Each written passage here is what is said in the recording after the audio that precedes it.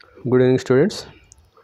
మనం ఇప్పుడు structure of atom అనేటటువంటి ఎన్సీఆర్టీ బుక్లో యూనిట్ 2ని స్టార్ట్ చేయబోతున్నాము. సో ఇక్కడ యాటమ్ అనేది చాలా చిన్న పార్టికల్ అన్నమాట. చాలా చిన్న పార్టికల్, యాంగ్స్ట్రామ్ యూనిట్స్లో ఉంటుంది అది. అందులో కూడా మనకి పార్టికల్స్ ఉంటాయి. ఆ పార్టికల్స్ ఎలా ఉంటాయి, వాటి ప్రాపర్టీస్ ఏంటి, ఎలా ఉంటాయి అనేది మనం ఈ చాప్టర్లో మనం నేర్చుకోబోతున్నాము. చూడండి, ఇక్కడ మనకి ఒక కొటేషన్ ఇచ్చాడు. ఏంటంటే, the rich diversity of chemical behaviour of different elements. Rich diversity of chemical behaviour of different elements can be traced to the differences in the internal structure of atoms of these elements అంటున్నాడు. దాని అర్థం ఏంటంటే, మన చుట్టూ ఎన్ని రకాల మనకి materials ఉన్నాయి, న్యూమరస్ మెటీరియల్స్ ఉన్నాయన్నమాట. ఆ న్యూమరస్ మెటీరియల్స్ అంటే సాలిడ్స్ ఉంటాయి, లిక్విడ్స్ ఉంటాయి, గ్యాసెస్ ఉంటాయి. గ్యాసెస్ తీసుకుని నైట్రోజన్ ఉంటుంది, ఆక్సిజన్ ఉంటుంది, హీలియం, ఆర్గాన్, ఇలాగా చాలా గ్యాసెస్ ఉంటాయి. ప్రతి గ్యాస్కి ఇండివిజువల్ ప్రాపర్టీస్ అనేవి ఉంటాయి.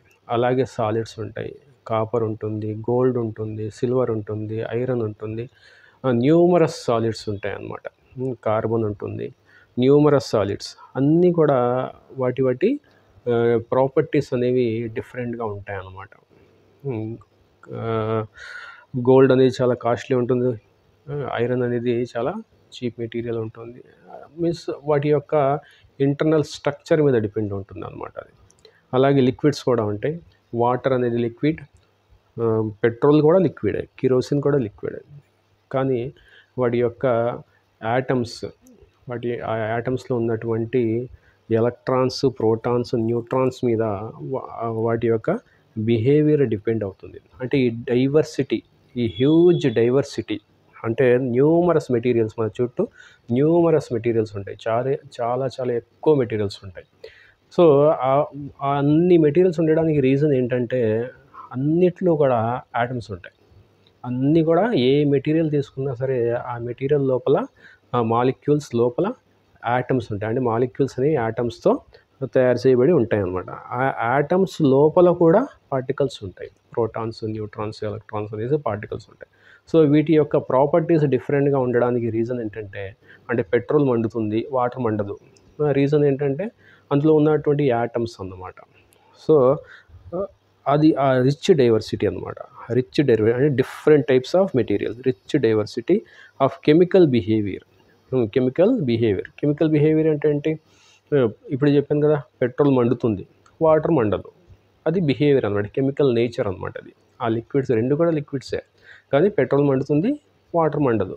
ఎందుకంటే అందులో ఉన్నటువంటి యాటమ్స్ మీద డిపెండ్ అవుతుంది. ఆ వాటర్లో అయితే హైడ్రోజన్, ఆక్సిజన్ ఉంటుంది, కానీ పెట్రోల్లో అయితే కార్బన్, హైడ్రోజన్ ఉంటుంది. సో దానివల్ల అది మండుతుంది, ఇది మండదు. అది chemical behaviour of different elements అంటే యాటమ్స్ అన్నమాట.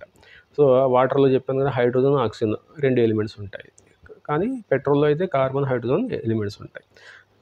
Can be traced to the differences in the internal structure of atoms of these elements. Internal structure అంటే యాటమ్సే ఉంటాయి అందులో. వాటర్లో కూడా యాటమ్సే ఉంటాయి, పెట్రోల్లో. జస్ట్ ఈ ఎగ్జాంపుల్ ఇస్తున్నాను నేను. వాటర్లో కూడా యాటమ్సే ఉంటాయి, మాలిక్యూల్ ఉంటుంది, ఆ మాలిక్యూల్ కూడా యాటమ్స్తోనే తయారు చేయబడి ఉంటుంది.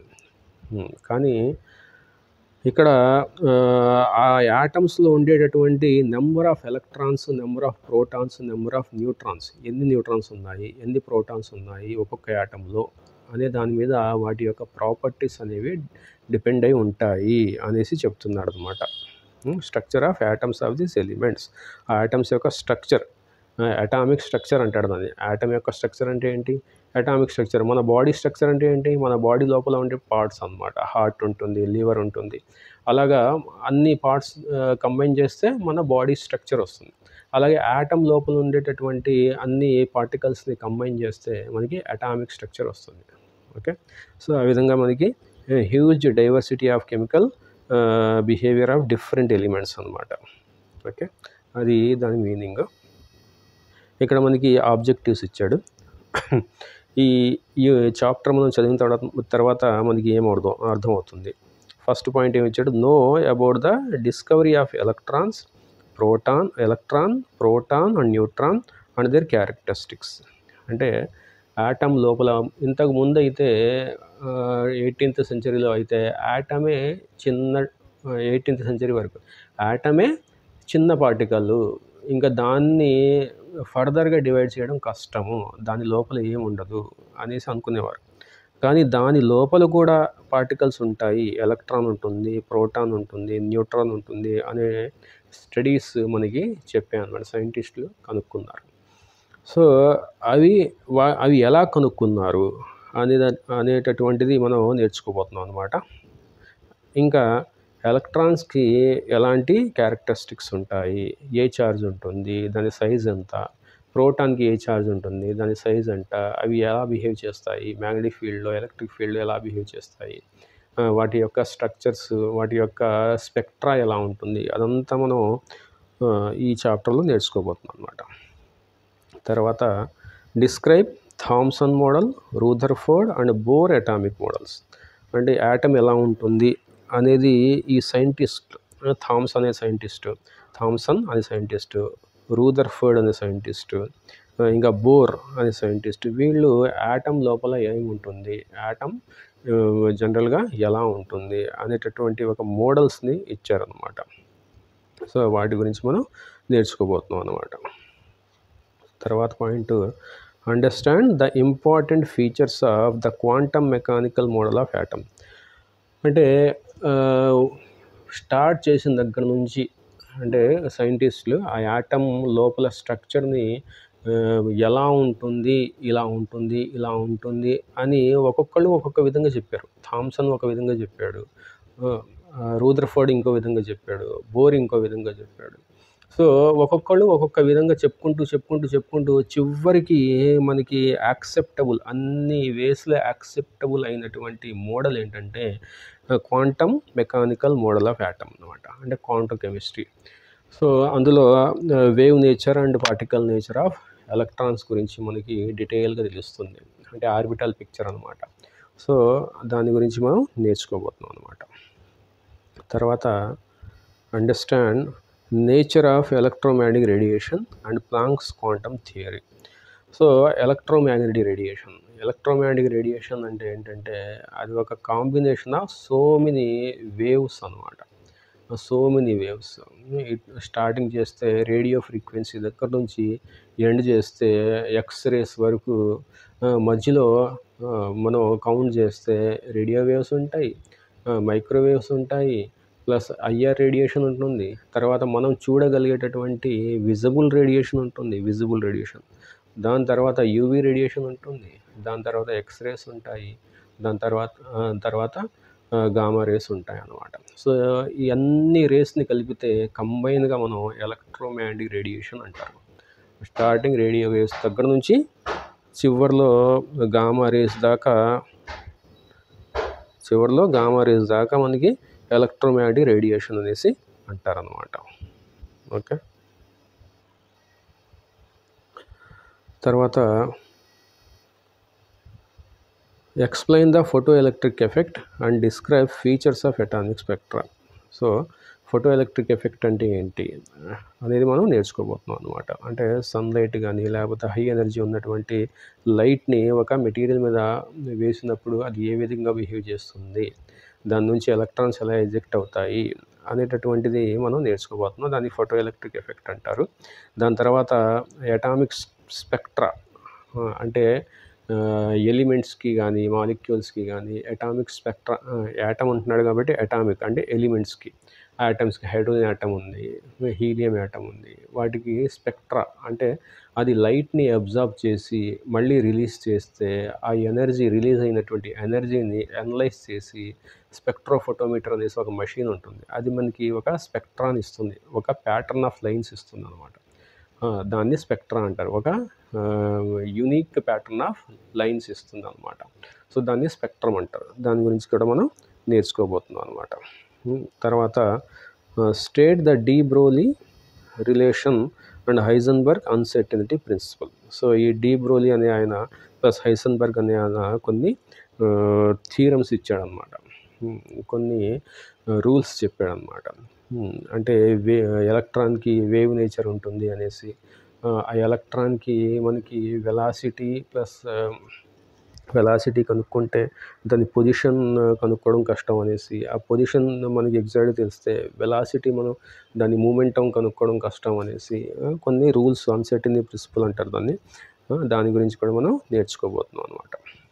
తర్వాత define an atomic orbital in terms of quantum numbers. మనకి క్వాంటమ్ నంబర్స్ అంటే ఒక్కొక్క యాటమ్కి, ఒక యాటమ్ నుంచి వేరే యాటమ్కి వెళ్ళినప్పుడు ఆ యాటమ్స్ యొక్క స్ట్రక్చర్ ఎలా చేంజ్ అవుతుంది అనేటటువంటిది మనకి అటామిక్ ఆర్బిటాల్ మోడల్ అనేది మనకి ఇస్తుంది అనమాట. సో క్వాంటమ్ నెంబర్స్ అంటారు దాన్ని, ఎస్పీడిఎఫ్ క్వాంటమ్ నెంబర్స్ అంటారు అనమాట. సో ఆ క్వాంటమ్ నెంబర్స్ ఎలా డిస్కవర్ చేశారు, వాటి యొక్క మీనింగ్ ఏంటి, వాటి యొక్క నేచర్ ఏంటి, దాని ఆధారంగా యాటమ్స్లో డిఫరెంట్ ఆర్బిటాల్స్లో ఎలక్ట్రాన్స్ ఎలా ఫిల్ అవుతాయి, దాని ఎనర్జీ ఆర్డర్ ఏంటి అనేటటువంటిది మనం ఈ చాప్టర్లో నేర్చుకోబోతున్నాం అనమాట. తర్వాత state of Pauli exclusion principle and Hund's rule of maximum multiplicity and అంటే ఆ ఎలక్ట్రాన్స్ ఎలా ఫిల్ అవుతాయి అనేది మనకి, ఆర్బిటాల్స్లో ఎలక్ట్రాన్స్ ఎలా ఫిల్ అవుతాయి అనేది మనం చూస్తాం అనమాట. దాని తర్వాత right electronic configurations of atoms. అంటే చివరిగా ఇక్కడ ఏమి ఇచ్చాడంటే, చివరిగా మనకి ఒక యాటమ్కి ఏ యాటమ్ తీసుకున్నా అంటే పీరియాడిక్ టేబుల్లో మోర్ దెన్ 110 ఎలిమెంట్స్ ఉంటాయన్నమాట. సో అన్ని ఎలిమెంట్స్కి ఒక్కొక్కటి మనం ఎలక్ట్రానిక్ కాన్ఫిగరేషన్స్ ఎలా రాయాలి అనేటటువంటిది ఈ క్వాంటమ్ మెకానిక్ క్యాల్కులేషన్స్ ఆధారంగా డిస్కవర్ చేసినటువంటి ఈ ఆర్బిటాల్ స్ట్రక్చర్స్ మీద డిపెండ్ అవుతాయి ఆ ఎలక్ట్రాన్స్ ఫిల్లింగ్ అప్ అనమాట, ఎనర్జీ. సో దాని ప్రకారం మనం ఎలక్ట్రానిక్ కాన్ఫిగరేషన్స్ రాస్తాం. 1s2, 2s2, 2p6, 3s2, 3p6 అలా రాసుకుంటూ పోతాం అనమాట. సో వాటి గురించి కూడా మనం అది ఎలా రాశారు ఏంటి అనేది కూడా మనం నేర్చుకోబోతున్నాం అనమాట. సో ఇది ఆబ్జెక్టివ్స్ అనమాట. అంటే ఈ చాప్టర్ మొత్తం మీరు వింటే, చదివితే ఈ ఆబ్జెక్టివ్స్ గురించి మీకు తెలుస్తుంది అనమాట. ఇప్పుడు మనం లెసన్లోకి వస్తే, ఈ స్ట్రక్చర్ ఆఫ్ యాటమ్స్, లేకపోతే ఈ చాప్టర్ పేరు అటామిక్ స్ట్రక్చర్ అనేసి కూడా అంటారు అనమాట. Structure of atom are atomic structure, రెండు కూడా సేమ్ అనమాట. అటామిక్ స్ట్రక్చర్ ఇలా అనమాట. సో ఇక్కడ మనం లెసన్లోకి వస్తే, the existence of atoms has been proposed since the time of early Indian and Greek philosophers అంటున్నాడు. అంటే యాటమ్స్ ఉంటాయి అని క్రీస్తు పూర్వం 400 సంవత్సరాల క్రితమే ఇండియన్ ఫిలాసఫర్స్, గ్రీక్ ఫిలాసఫర్స్ అంటే మేధావులు అనమాట. So Indian philosophers, Greek philosophers క్రీస్తు పూర్వం 400 సంవత్సరాల క్రితమే యాటమ్స్ అనేవి మెటీరియల్స్లో ఉంటాయి అనేసి చెప్పడం జరిగిందనమాట.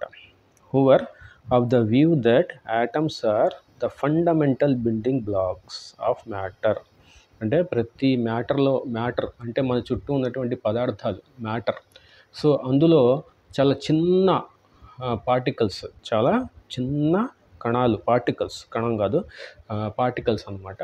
అవి ఏంటంటే యాటమ్స్ అనేసి చెప్పారనమాట వాళ్ళు. అంటే ఇంకా యాటమ్ కన్నా తక్కువ ఇంకేం ఉండదు, యాటమే అల్టిమేట్ చిన్న పార్టికల్ ఒక మ్యాటర్లో అనేసి వాళ్ళు చెప్పడం జరిగిందనమాట. So according to them the continued subdivision of matter would ultimately yield atoms. అంటే ఒక మ్యాటర్ని తీసుకొని, ఏదో ఒక మ్యాటర్ అంటే ఏం తీసుకుందాం మనం, ఏదో ఒక వెజిటేబుల్ తీసుకుందాం, క్యారెట్ తీసుకుంటే మనం ఆ క్యారెట్ని అల్టిమేట్గా మనం చిన్న అంటే ఎంత లాస్ట్ డివిజన్ మనం వెళ్ళిపోతే అక్కడ మనకి యాటమ్స్ ఉంటాయి అనేసి వాళ్ళు చెప్పడం, వాళ్ళ వ్యూ అనమాట అది. కానీ ఇప్పుడు మనకి తెలుసు క్యారెట్లో ఏముంటుంది, అదే బీట్రూట్లో ఏముంటుంది, బంగాళదుంపలో ఏముంటుంది, ఐరన్ మెటల్‌లో ఏముంటుంది, చివరి వరకు వెళ్తే అదంతా మనకు తెలుసు. మాలిక్యూల్స్ ఎంత మనకి స్ట్రక్చర్స్ అంతా మనకు తెలుసు. కానీ అప్పుడు వాళ్ళు ఏమనుకున్నారు, ఏ మెటీరియల్‌ని తీసుకొని దాన్ని కోసుకుంటూ స్మాల్ స్మాల్ పార్టికల్స్ విడగొట్టుకుంటూ పోతే చివరికి మిగిలేది ఇంకా డివైడ్ చేయలేము అన్నప్పుడు మిగిలేది యాటమే అనే థాట్‌ని వాళ్ళు ఎక్స్‌ప్రెస్ చేశారనమాట. Okay. Would ultimately yield atoms అనమాట. Ultimately yield atoms which would not further divisible. అంటే యాటమ్స్ అనేవి ఇంకా ఫర్దర్గా డివైడ్ చేయలేము, యాటమ్స్ లోపల ఇంకేం ఉండదు, అదే లాస్ట్ పార్టికల్ అనేసి వాళ్ళు చెప్పారనమాట. The word atom has been derived from a Greek word ఎటామీ టామియో which means uncut able. Uncut able అంటే ఇంకా మనం దాన్ని కట్ చేయలేం, నాన్ డివిజబుల్ అనమాట, కట్ చేయలేం, ఇంకా యాటమ్స్ లాస్ట్ అనేసి వాళ్ళు చెప్పారు. These earlier ideas were mere speculations, just ఒక ఊహలు అనమాట, మియర్ ఫిక్షన్, జస్ట్ ఊహలు, వాళ్ళ ఊహలు అనమాట అవి. And there was no way to test them experimentally. అప్పుడు వాళ్ళు జస్ట్ ఊహలే, అప్పుడు వాళ్ళు ఊహించింది అనమాట, వాళ్ళు ఏదో ఎక్స్పెరిమెంట్స్ చేసి కనుక్కున్నది కాదు అదంతా, వాళ్ళు ఊహించి చెప్పింది అనమాట. ఎందుకంటే అప్పుడు ఏ ఎక్స్పెరిమెంటల్ కండిషన్స్ కూడా వాళ్ళకి లేవు అప్పుడు. These ideas remained dormant for a very long time and were reviewed again by scientists in the 19th century. 19th century dormant అంటే వాళ్ళ ఐడియాస్ చాలా కాలం దాకా అలాగే ఉండిపోయాయి అన్నమాట. చాలా కాలం డార్మెంట్ అలాగే చెక్కు చెదరకుండా కొంతకాలం కాదు, చాలా కాలం 19th century వరకు అవి అలాగే ఉండిపోయినాయి అన్నమాట. సో చివరికి 19th centuryలో అవి రివైవ్ చేశారు. అంటే అలా కాదు, యాటమ్ని కూడా ఇంకా డివిజిబుల్ చేయొచ్చు, డివైడ్ చేయొచ్చు, యాటమ్స్ లోపల కూడా ఇంకా పార్టికల్స్ ఉంటాయి, అదే యాక్చువల్గా యాటమ్స్ యొక్క ప్రాపర్టీస్ని డిసైడ్ చేస్తాయి అనేటటువంటి ఫ్యాక్ట్స్ని ఇప్పుడు 19th century తర్వాత వన్ బై వన్ సైంటిస్టులు కనుక్కోవడం జరిగిందనమాట. ఓకే. దాని తర్వాత atomic theory of matter was first proposed on a firm scientific basis by John Dalton. అంటే అటామిక్ థియరీ అంటే ఆయన యాటమ్ అనేది ఎలా ఉంటుంది అనే ఒక కాన్సెప్ట్ని ఒప్పుకోగలిగేటటువంటి ఒక కాన్సెప్ట్ అనమాట ప్రపోజ్డ్ సైంటిఫిక్ బేసిస్ కింద, సైంటిఫికల్లీ అంటే సైన్స్ పరంగా ఎక్స్ప్లెయిన్ చేశాడనమాట. జాన్ డాల్టన్ ఆయన బ్రిటిష్ స్కూల్ టీచర్ అనమాట. ఆయన 1808లో ఆయన చెప్పాడనమాట. His theory called Dalton's atomic theory. ఆయన థియరీని డాల్టన్స్ అటామిక్ థియరీ అనేసి అంటారు. స్లోగా అది కూడా రాంగ్ అనేసి తెలిసింది, కానీ అప్పుడు ఆయన ఇచ్చిన ఎక్స్ప్లెనేషన్ని చాలామంది యాక్సెప్ట్ చేశారనమాట. So regarded the atom as the ultimate particle of matter. అంటే యాటమ్ అనేది ఒక మ్యాటర్ యొక్క అల్టిమేట్ పార్టికల్ అనేసి ఆయన కూడా చెప్పాడనమాట. యూనిట్ 1లో చదువుతాము, ఇది యూనిట్ 2 అది. ఇంతకుముందు యూనిట్ 1 మనం డిస్కస్ చేసినప్పుడు దాన్ని కూడా చదువుతాం అనమాట, ఆయన ఏం చెప్పాడు ఏంటి అనేది. So Dalton's atomic theory was able to explain the law of conservation of mass. అంటే డాల్టన్స్ అటామిక్ థియరీ మనకి లా ఆఫ్ కన్జర్వేషన్ ఆఫ్ మాస్ని ఎక్స్ప్లెయిన్ చేసింది.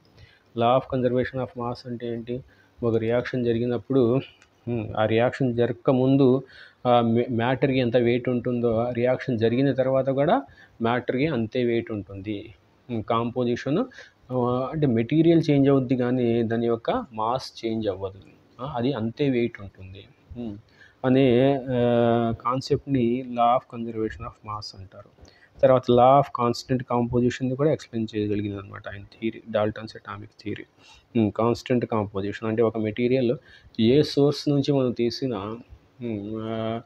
అందులో ఉండేటటువంటి యూనిక్ మెటీరియల్కి సేమ్ కాంపోజిషన్ ఉంటుంది, కాన్స్టెంట్ కాంపోజిషన్ ఉంటుంది, దాని యొక్క ఫార్ములా సేమ్ ఉంటుంది అనేటటువంటిది ఈ లా ఆఫ్ కాన్స్టెంట్ కాంపోజిషన్ అనమాట. సో దాని అర్థం ఏంటంటే కార్బన్ని ఒక చెట్టు నుంచి తీసాం, సేమ్ కార్బన్ని ఇంకో చెట్టు నుంచి తీసాం, కార్బన్ సేమే కానీ సోర్సెస్ డిఫరెంట్. అంటే సోర్సెస్ డిఫరెంట్ అయినా సరే ఎలిమెంట్ సేమ్ అయితే, యాటమ్ సేమ్ అయితే దాని యొక్క కాంపోజిషన్ సేమ్ ఉంటుంది అనేది దాని యొక్క మీనింగ్ అన్నమాట. Okay, law of multiple proportions. అంటే law of multiple proportions. Law of multiple proportions అంటే ఏంటి, యూనిట్ 1లో నేర్చుకుంటాం ఇదంతా మనం, అప్పుడు డిస్కస్ ఎప్పుడు చేద్దాం. So law of multiple proportions అంటే ఏంటంటే, ఒక ఎలిమెంట్ వేరే ఎలిమెంట్స్తో కంబైన్ అయ్యేటప్పుడు అది ఒక ఫిక్స్డ్ ప్రపోర్షన్తో కంబైన్ అవుతుంది. ఎలా పడితే అలాగా గజిబిజిలాగా కంబైన్ అయిపోదు అది. కార్బన్ ఆక్సిజన్తో కంబైన్ అయితే CO2నే ఫామ్ అవుతుంది, లేకపోతే CO ఫామ్ అవుతుంది. అంటే కానీ CO4 ఫామ్ అవ్వదు, CO5 ఫామ్ అవ్వదు. అంటే కార్బను 2 ఆక్సిజన్స్తో కంబైన్ అయ్యి 4 బాండ్స్తో CO2 ఫామ్ అవుతుంది. అలా ఫిక్స్డ్ ప్రపోర్షన్లో ఫామ్ అవుతుంది అన్నమాట. అదే కార్బన్ హైడ్రోజన్తో ఫామ్ అయితే 4 హైడ్రోజన్స్తో ఫామ్ అయితే మీథేన్ వస్తుంది. సో ఆ మీథేన్లో కార్బన్ 4 హైడ్రోజన్సే ఉంటాయి, అంతేగాని కార్బన్ 6 హైడ్రోజన్స్తో కలవదు. అంటే ఫిక్స్డ్ ప్రపోర్షన్స్తో అది కలుస్తుంది అనమాట. అంటే మల్టిపుల్ నెంబర్స్ ఉంటాయి అన్నమాట. అంటే కార్బన్ 1 అయితే హైడ్రోజన్స్ 4, ఇలా మల్టిపుల్ ప్రపోర్షన్స్ అనమాట. సో ఆ విధంగానే ఎలిమెంట్స్ ఒక క్రమశిక్షణను పాటిస్తాయి అన్నమాట. సో ఆ విధంగా మల్టిపుల్ ప్రపోర్షన్స్ ఇలా డాల్టన్స్ అటామిక్ థియరీని ఎక్స్ప్లెయిన్ చేయగలిగింది అనమాట. Okay, however it failed to explain the results of many experiments. ఈ డాల్టన్ థియరీ అనేది చాలా మన చుట్టూ జరిగేటటువంటి సైంటిఫిక్ ఎఫెక్ట్స్ని ఎక్స్ప్లెయిన్ చేయలేకపోయింది, అది ఫెయిల్ అయింది అనమాట. అందులో ఏంటంటే, for example, it was known that substances like glass or ebonite when rubbed with silk or fur get electrically charged అంటున్నాడు. అంటే మనకి తెలిసిందే, మన చిన్నప్పుడు మనం ఏం చేసేవాళ్ళం, గ్లాస్ని అంటే గ్లాస్ ఐటమ్ అనమాట. గ్లాస్ ఐటమ్ని కానీ లేకపోతే ఎబోనైట్ అంటే ఏంటంటే రబ్బర్, అది ఒక హార్డ్ రబ్బర్ అనమాట. రబ్బర్ మెటీరియల్ అనమాట, హార్డ్గా ఉంటుంది, దాన్ని ఎబోనైట్ అంటారు. అది అలాంటి మెటీరియల్స్ని మనం సిల్క్ క్లాత్తో గ్లాస్ని రబ్ చేసాం అనుకో, రబ్ చేసి ఆ గ్లాస్ రాడ్ని మనం తీసుకెళ్ళి ఫర్ మీద పెట్టామనుకో, అంటే దాన్ని చిన్న పేపర్ పీసెస్ దగ్గర తీసుకెళ్తే ఆ పేపర్ పీసెస్ ఏమో ఆ ఎబోనైట్ని కానీ లేకపోతే ఆ గ్లాస్ రాడ్ని కానీ అంటుకుంటాయి, కొంతసేపు అంటుకుంటాయి. అంటే అందులో ఎలక్ట్రిసిటీ జనరేట్ అవుతుంది అనమాట, ఛార్జ్ అవుతుంది ఆ గ్లాస్ రాడ్ కానీ లేకపోతే ఆ ఎబోనైట్ కానీ ఛార్జ్ అవుతుంది. సో మనం చిన్నప్పుడు ఇలాంటి చూసేవాళ్ళం. గ్లాస్ రాడ్ని మనం సిల్క్ క్లాత్తో బాగా రుద్ది ఆ గ్లాస్ రాడ్ని తీసుకెళ్ళి చిన్న పేపర్స్ కట్ చేసి దాని మీద మనం పెడితే ఆ పేపర్స్ ఆ గ్లాస్ రాడ్ని అంటుకునేవి. స్కూల్స్లో కూడా చూపించేవాళ్ళు అనమాట. సో అది ఎందుకు అవుతుంది అనేది డాల్టన్స్ అటామిక్ థియరీ ఎక్స్ప్లెయిన్ చేయలేకపోయింది. సో అది ఎందుకు అవుతుంది, ఛార్జ్ అవుతుంది అనమాట. ఛార్జ్ అంటే ఎలక్ట్రాన్స్ అన్నమాట. సో ఆ ఎలక్ట్రాన్ కాన్సెప్టే లేదు కాబట్టి డాల్టన్స్ అటామిక్ థియరీలో అది ఎక్స్ప్లెయిన్ చేయలేకపోయింది అనమాట. So in this unit we start with the experimental observations made by scientists towards the end of 19th century and beginning of 20th century. అంటే ఈ చాప్టర్లో మనం ఏం చూడబోతున్నాం, 19th century చివరిలో 20th century బిగినింగ్లో ఉన్నటువంటి సైంటిస్టులు కనుక్కున్నటువంటి సైంటిఫిక్ రిజల్ట్స్ని మనం ఈ చాప్టర్లో చూడబోతున్నాం అనమాట. Okay, so these established that atoms are made up of subatomic particles అంటే ఆటమ్ లోపల ఉండేటువంటి particles, that is electrons, protons and neutrons.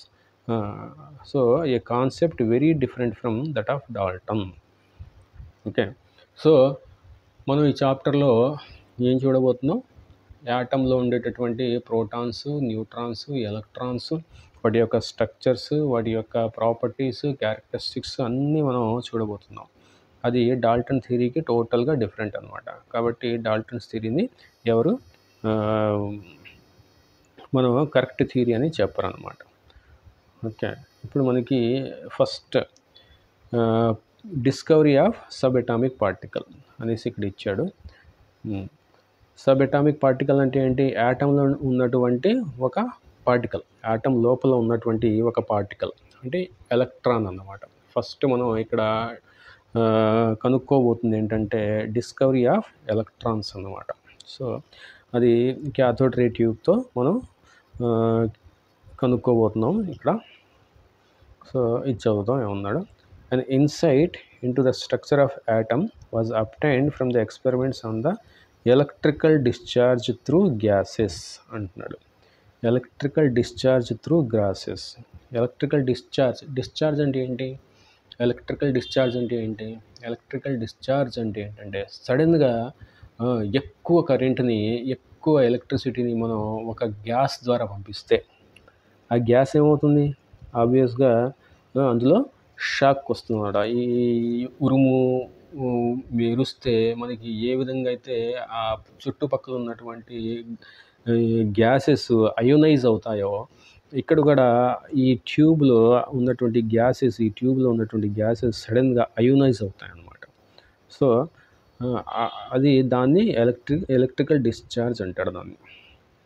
So before we discuss these results, we need to keep in mind a basic rule regarding the behavior of charged particles.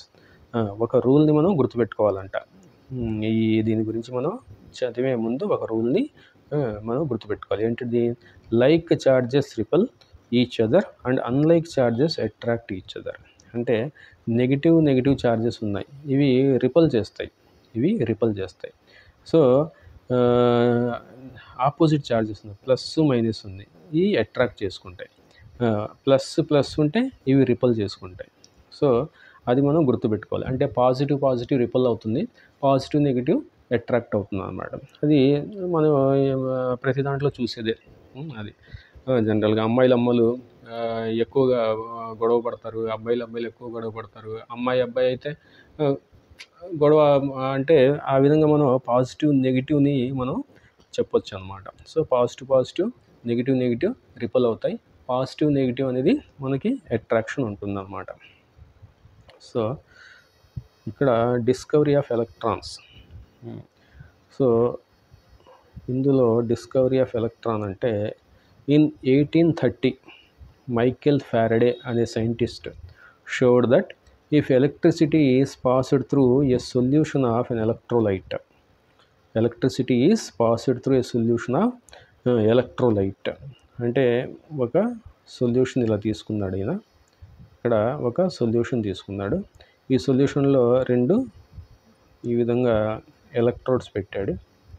ఈ electrodes ఒకటి positive electrode, ఒక negative electrode బ్యాటరీకి connect చేశాడు. ఆ battery నుంచి ఎలక్ట్రిసిటీని సొల్యూషన్లో pass చేశాడు. Sodium chloride solution కానీ, potassium chloride solution కానీ ఎలక్ట్రోడ్లో pass చేశాడు అనమాట.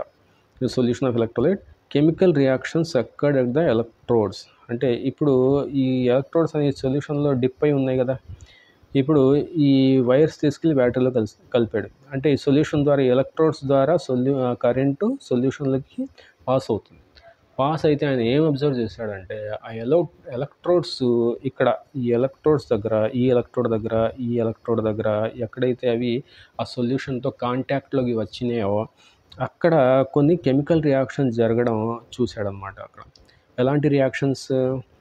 Which resulted in the liberation and deposition of matter at the electrodes. అంటే ఏదో ఈ ఎలక్ట్రోడ్ దగ్గర ఒక మెటీరియల్ డిపాజిట్ అవుతుందంట, ఇంకో ఎలక్ట్రోడ్ దగ్గర ఒక మెటీరియల్ డిజాల్వ్ అవుతుందంట.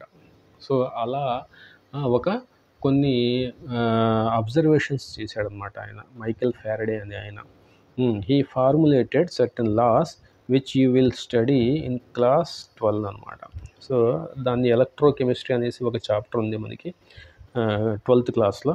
అక్కడ మనం ఆయన కనుక్కున్నటువంటి బేసిక్ ఐడియాస్ని మనం చదువుతాం ఎలక్ట్రోకెమిస్ట్రీలో. These results suggested the particulate nature of electricity. Particulate nature of electricity అంటే ఏంటంటే ఎలక్ట్రిసిటీకి పార్టికల్ నేచర్ ఉంటుంది. ఆ పార్టికులేట్ నేచర్ అంటే చాలా చిన్న పార్టికల్స్ అనమాట. స్మోక్ ఉంటుంది. ఆ స్మోక్ ఏంటిది? మనకి స్మోక్ అంటే గ్యాస్ అనుకుంటాం యాక్చువల్గా, కానీ ఆ స్మోక్లో మనకి స్మాల్ పార్టికల్స్ ఉంటాయి, కార్బన్ పార్టికల్స్ ఉంటాయి అన్నమాట. సో ఆ మ్యాటర్ని మనం పార్టికులర్ మ్యాటర్ అంటారనమాట. అలాంటి స్మోక్ని కానీ లేకపోతే డస్ట్ని కానీ పార్టికులర్ మ్యాటర్ అనేసి అంటాం అనమాట యాక్చువల్గా. సో అలాగే ఎలక్ట్రిసిటీకి కూడా అలాంటి నేచర్ ఉంటుంది అనేసి ఈయన ఫారడే అనే ఆయన ఇక్కడ మనకి చెప్పాడనమాట. సో ఇక్కడ మనం ఆపుదాము.